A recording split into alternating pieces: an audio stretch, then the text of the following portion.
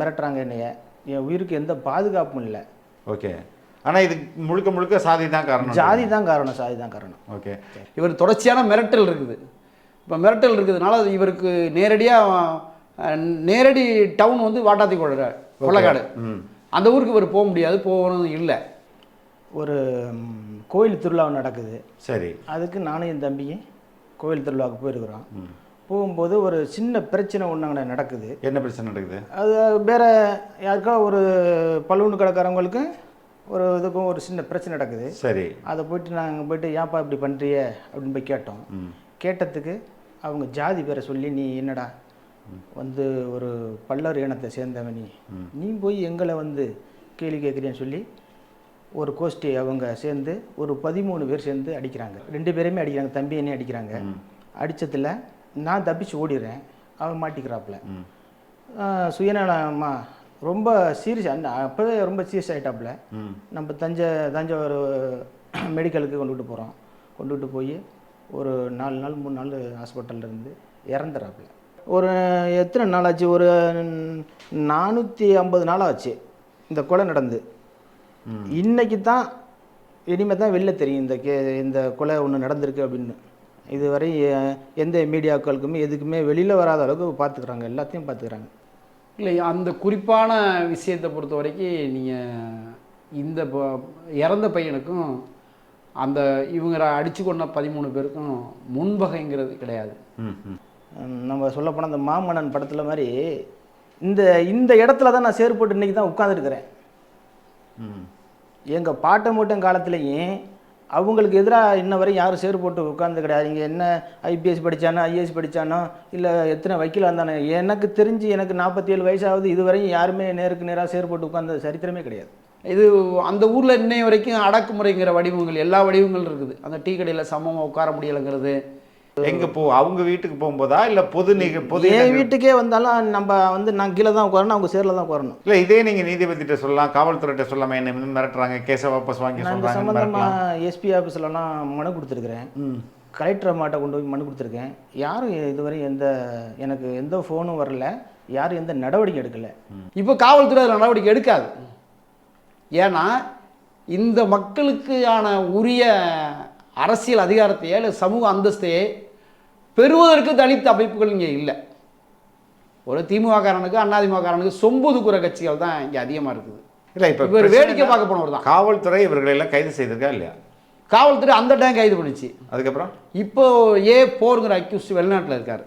இல்லை, இப்போ அடித்தவங்களை நீங்கள் வந்து போலீஸில் கம்ப்ளைண்ட் கொடுத்துருக்கேன். அவங்களாம் அரெஸ்ட் பண்ணாங்களா? எல்லாரையும் அரெஸ்ட் பண்ணோம். சரி. அவங்க இப்போ மிரட்டல் கொடுக்குறாங்க என்னை வந்து அந்த கேஸை வாபஸ் வாங்கிட்டு. தேவேந்திரகுலம். ஓகே. ஒன்றும் பணத்தை வாங்கிக்க, இல்லைன்னா வாபஸ் வாங்க. அது நாட் ஓன்லி போலீஸ்காரங்க மேலே மட்டுமே குற்றம் சொல்கிறத அது நம்ம தவறுது. ஏன்னா போலீஸ்காரனை இயக்குறது இன்றைக்கி இருக்கக்கூடிய திமுக அல்லது பாஜக. வணக்கம் அழகர். வணக்கம் சார். வணக்கம். சொல்லுங்கள், உங்களுடைய தம்பிக்கும் உங்களுக்கும் என்ன பிரச்சனை, எந்த ஊர், என்ன சமூகம், என்ன நடந்தது? என் ஊர் வாட்டாத்திக்கோட்டை சார். வாட்டாத்திக்கோட்டை பட்டுக்கோட்டை பக்கத்தில்? பட்டுக்கோட்டைக்கு பக்கம், தஞ்சாவூர் மாவட்டம். ஒரு கோயில் திருவிழா நடக்குது. சரி. அதுக்கு நானும் என் தம்பியும் கோயில் திருவிழாவுக்கு போயிருக்கிறோம். போகும்போது ஒரு சின்ன பிரச்சனை ஒன்று அங்கே நடக்குது. என்ன பிரச்சனை நடக்குது? அது வேற யாருக்கா ஒரு பலூன் கடைக்காரவங்களுக்கு ஒரு இதுக்கும் ஒரு சின்ன பிரச்சனை நடக்குது. சரி. அதை போயிட்டு நாங்கள் போயிட்டு ஏன்ப்பா இப்படி பண்ணுறிய அப்படின்னு போய் கேட்டோம். கேட்டதுக்கு அவங்க ஜாதி பேரை சொல்லி, நீ என்னடா வந்து ஒரு பல்லர் இனத்தை சேர்ந்தவன், நீ போய் எங்களை வந்து கேள்வி கேட்குறியான்னு சொல்லி ஒரு கோஷ்டி அவங்க சேர்ந்து ஒரு 13 பேர் சேர்ந்து அடிக்கிறாங்க. உங்களை 2 பேருமே அடிக்கிறாங்க, தம்பி என்னையும் அடிக்கிறாங்க. அடித்ததில் நான் தப்பிச்சு ஓடிடுறேன், அவன் மாட்டிக்கிறாப்புல. சுயநலமா ரொம்ப சீரியஸ், அப்போவே ரொம்ப சீரியஸ் ஆகிட்டாப்புல. நம்ம தஞ்சாவூர் மெடிக்கலுக்கு கொண்டுகிட்டு போகிறோம். கொண்டுகிட்டு போய் ஒரு 4 நாள் 3 நாள் ஹாஸ்பிட்டலில் இருந்து இறந்துறாப்புல. அந்த வழக்கு தஞ்சாவூர் பிசிஆர் கோர்ட்டில் போயிட்டுருக்கு. அந்த சம்பந்தமாக நான் தான் சார் அந்த கேஸை நடத்துகிறேன், நான் தான் பெட்டிஷனே கொடுத்தேன். ஆனால் இதுவரையும் கவர்மெண்ட் வக்கீலோ இல்லை கோர்ட்டு போலீஸோ யாருமே இதுவரையும் எனக்கு எந்த ஒரு ஃபோனும் பண்ணி இந்த மாதிரி இந்த வழக்கு இந்த கண்டிஷனில் போயிட்டுருக்கு. இல்லை இப்போ அடித்தவங்கள நீங்கள் வந்து போலீஸில் கம்ப்ளைண்ட் கொடுத்துருக்கீங்க. கம்ப்ளைண்ட் கொடுத்துருக்கேன். அவங்களாம் அரெஸ்ட் பண்ணாங்களா? எல்லாரையும் அரெஸ்ட் பண்ணோம். சரி. அவங்க இப்போ மிரட்டல் கொடுக்குறாங்க என்னை வந்து அந்த கேஸை வாபஸ் வாங்கிட்டு. யாரு நம்ம அந்த அக்யூஸ்ட் எல்லாம் எனக்கு வந்து நேரடியாக ஒன்றும் நீங்கள் வந்து தேவேந்திர குலம் ஓகே ஒன்றும் பணத்தை வாங்கிக்க, இல்லைன்னா வாபஸ் வாங்க, இல்லைன்னா வந்து உன்னை எதாவது பண்ணிவிடுவோம் அப்படின்னு நேரடியாகவே மிரட்டுறாங்க. இது சம்மந்தமாக நான் வந்து கலெக்டர் தஞ்சை உங்கள் தம்பி இறந்துட்டார் சார். இது சம்மந்தமாக கலெக்டர் இல்லை. இப்போ இந்த சண்டைக்கு காரணம் உண்மையிலே 2 பேரில் நடந்த பலூன் தகராறில், பலூன் கடையில் நடந்த தகராறு நீங்கள் போய் கேட்டதுனால இல்லை வேறு ஏதாவது முன்னுரிதம்லாம் எதுவும் இல்லை சார். எதுவும் கிடையாது. இதுதான் காரணம், ஜாதி தான் காரணம் இதுக்கு. ஓகே. எப்படி சாதி காரணம்? சாதி காரணம் அப்படின்னாக்கா அவங்க வந்து அப்பலேருந்தே எங்களை ஒரு ஒடுக்கி தான் வச்சுக்கிறாங்க வந்து. இப்போ உங்கள் ஊரில் நடந்தது, நீங்கள் வேற ஊருக்கு தானே? இல்லை, நம்ம ஊர் திருவிழா தான் சார் இது. அவங்க நம்மளை அடித்தவங்க வந்து பக்கத்து கிராமத்துலேருந்து வர்றாங்க. முன்பே எல்லாருக்கும் அறிமுகமானவங்க தானே? எல்லாம் அறிமுகமானவங்க தான். ஓகே. உங்களுக்கு தெரிஞ்சே அடிச்சாங்களா? இதை தெரிஞ்சே அடிக்கிறாங்க. சரி. ஜாதி தான் ஒரு காரணமே ஒழிச்சு வேற ஒன்றும் இல்லை சார். அதான் மிரட்டுறாங்க என்னைய. என் உயிருக்கு எந்த பாதுகாப்பும் இல்லை. எனக்கு வந்து இந்த யூடியூப் சேனல் மூலமாக வெளி உலகத்துக்கு தெரியணும். இல்லை, இதே நீங்கள் நீதிபதிகிட்ட சொல்லலாம், காவல்துறையிட்ட சொல்லாமல் என்ன மிரட்டுறாங்க, கேஸை வாபஸ் வாங்கி சொல்கிறாங்க. சம்மந்தமாக எஸ்பி ஆஃபீஸ்லலாம் மனு கொடுத்துருக்குறேன், கலெக்டர் அம்மாட்ட கொண்டு போய் மனு கொடுத்துருக்கேன்.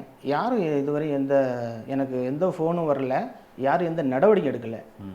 இப்போ நம்ம சென்னைக்கு வந்திருக்கிறேன், டிஜிபி அலுவலகத்தை நேரடியாக மனு கொடுப்போம்னு இன்றைக்கி இங்கே வந்திருக்கேன் சார். எனக்கு பாதுகாப்பு வேணும். என் உயிர் எப்போ வேணாலும் போகிறதுக்கு இது இருக்குது. அதை வந்து நீங்கள் தான் எனக்கு ஒரு பாதுகாப்பு வழங்கணும். ஓகே. ஆனால் இது முழுக்க சாதி தான் காரணம். சாதி தான் காரணம். ஓகே. இப்போ யார் அதிகம் உங்கள் ஊரில் யார் எண்ணிக்கையில் அதிகமாக இருக்காங்க? இப்போ உங்களுடைய ஊரில் உங்களுடைய சொந்தக்காரங்களாம் உங்கள் கம்யூனிட்டியும் இருப்பாங்களா? ஆமாம். அவங்களாம் உங்களுக்கு சப்போர்ட் வரலையா? இல்லை, சப்போர்ட்டுக்குன்னா ஒடுக்குமுறை அதிகமாக இருக்கிறதுனால யாரும் எதுவும் பண்ண முடியாது சார். ஒடுக்குமுறை அதிகமாக இருக்குது. இப்போ வந்து நம்ம சொல்லப்போனால் அந்த மாமன்னன் படத்தில் மாதிரி இந்த இடத்துல தான் நான் சேறு போட்டு இன்றைக்கி தான் உட்காந்துருக்கிறேன். எங்கள் பாட்டை மூட்டம் காலத்துலேயும் அவங்களுக்கு எதிராக இன்ன வரை யாரும் சேறு போட்டு உட்கார்ந்து கிடையாது. இங்கே என்ன ஐபிஎஸ் படித்தானோ, ஐஏஎஸ் படித்தானோ, இல்லை எத்தனை வக்கீலாக இருந்தானோ, எனக்கு தெரிஞ்சு எனக்கு 47 வயசாகுது, இதுவரையும் யாருமே நேருக்கு நேராக சேறு போட்டு உட்கார்ந்த சரித்திரமே கிடையாது. இனிமையும் அது மாதிரி வரப்போகிறதில்ல. சரி, போட்டு போகலாமா ரோட்டில்? அதெல்லாம் போட்டுட்டு போகலாம். உட்காரக்கூடாது, உட்காந்து சமமாக பேச முடியாது. இதுவரையுமே அப்படி ஒரு ஒடுக்கு என்ன பண்ணுவாங்க? இந்த மாதிரி ஏதாவது ஒன்று பண்ணிவிடுவாங்க. இப்போ என் தம்பி என்ன பண்ணாங்களோ அது மாதிரி நம்ம இந்த ஏதாவது ஒன்று கலவரம் ஏற்படுத்தி. அதுக்கு முன்னாடி அது மாதிரி நடந்திருக்கு? அவங்க நடந்திருக்கு. நிறையா பிரச்சனைகள் நடந்திருக்கு. இது செருப்பு போட்டுட்டு உட்காரக்கூடாது, சேர் போட்டு சமமாக உட்காந்து பேச, சேரில் உட்காரக்கூடாது, உட்கார முடியாது. அவங்க இது மாதிரி சேரில் உட்காந்தாங்கன்னா நம்ம கீழே தான் உட்காரணும். அந்த மாதிரி ஒரு எங்கே அவங்க வீட்டுக்கு போகும்போதா இல்லை பொது என் வீட்டுக்கே வந்தாலும் நம்ம வந்து நான் கீழே தான் உட்காரணும், அவங்க சேரில் தான் உட்காரணும். உங்கள் வீட்டுக்கு வந்தாலும் வந்தாலும் இந்த மாதிரி ஒரு ஒடுக்குமுறையெல்லாம் இன்னும் இருக்குது. பொது பஞ்சாயத்து இது மாதிரி அது மாதிரி நேரங்களில் இல்லை, அதெல்லாம் அவங்க என்ன சட்டம் வைக்கிறாங்களோ அது தானே ஒழிச்சு வந்து நம்ம பஞ்சாயத்தோ அதெல்லாம் ஒன்று மெசாரிட்டிங்கிறதுனால நம்ம போய் ஒரு கம்ப்ளைண்ட் பண்ணாலும் அங்கே செல்லுபடி ஆகாது.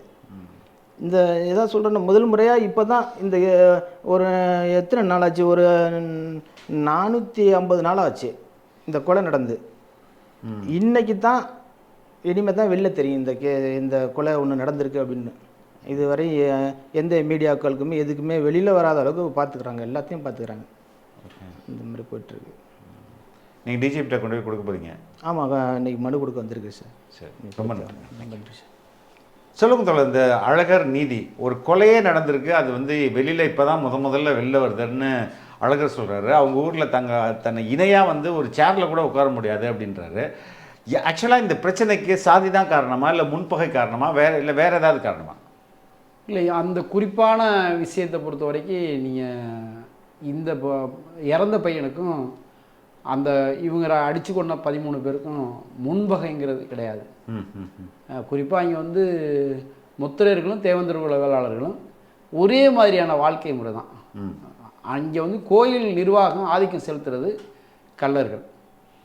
இப்போ அந்த கள்ளர்கள் வந்து தாழ்த்தப்பட்ட மக்களுடைய வளர்ச்சியை தேவேந்திர குல வேளாளர்கள் வந்து இன்றைய வரைக்கும் அடக்குமுறையிலேருந்து மீள முடியாமல் இருக்கிறவங்கள அங்கே இருக்கக்கூடிய முத்திரையர்களை எப்படியோ உஸ்பேத்தி விட்டு கலவரத்தை உண்டு பண்ணிவிட்டு அந்த இவங்களுக்குள்ள சண்டை நடக்கும் பொழுது போய் ஊரில் போய் ஆள் அழைச்சிட்டு வந்தால் அடித்து கொள்கிறாங்க.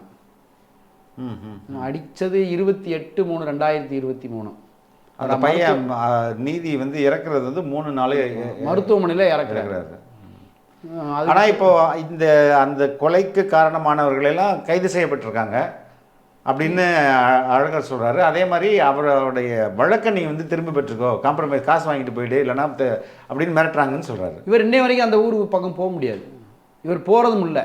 இவர் 6 மணிக்கு மேலே வெளியில் போக முடியாதுங்கிற வரை இவர் தொடர்ச்சியான மிரட்டல் இருக்குது. இப்போ மிரட்டல் இருக்கிறதுனால இவருக்கு நேரடி டவுன் வந்து வாட்டாத்தி கொள்ளக்காடு. அந்த ஊருக்கு இவர் போக முடியாது, போகணும் இல்லை. இவருக்கு பாதுகாப்பு இல்லை. இது அந்த ஊரில் இன்னை வரைக்கும் அடக்குமுறைங்கிற வடிவங்கள் எல்லா வடிவங்களும் இருக்குது. அந்த டீ கடையில் சமமாக உட்கார முடியலைங்கிறது, இவங்க அந்த சமூக அந்தஸ்து மறுக்கப்பட்டவங்கிறதுக்கு மன்னர் காலத்துலேருந்து அந்த பகுதிக்கு ஒரு வரலாறு இருக்குது. தஞ்சாவூர் மாவட்டத்தில் 180 நாடு இருக்கும்.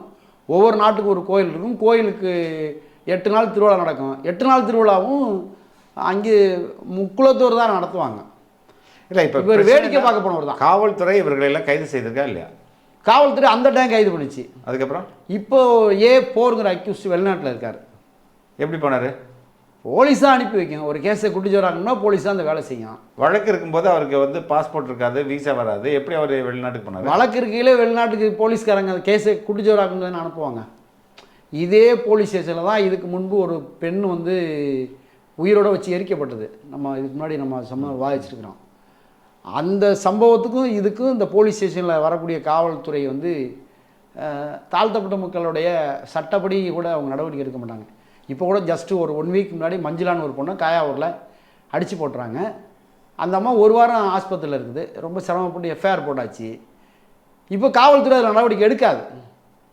ஏன்னா இந்த மக்களுக்கான உரிய அரசியல் அதிகாரத்தையே இல்லை சமூக அந்தஸ்தையே பெறுவதற்கு தலித் அமைப்புகள் இங்கே இல்லை.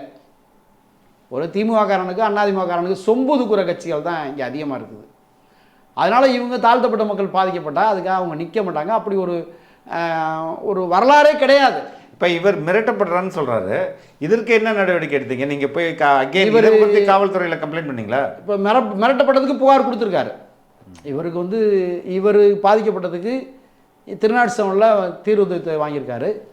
இவர் தம்பி கொலை செய்யப்பட்டதற்கு வன்கொடுமை தடுப்பு சட்டத்தின்படி அவர் தம்பி மனைவிக்கு வேலை கிடச்சிருக்குது.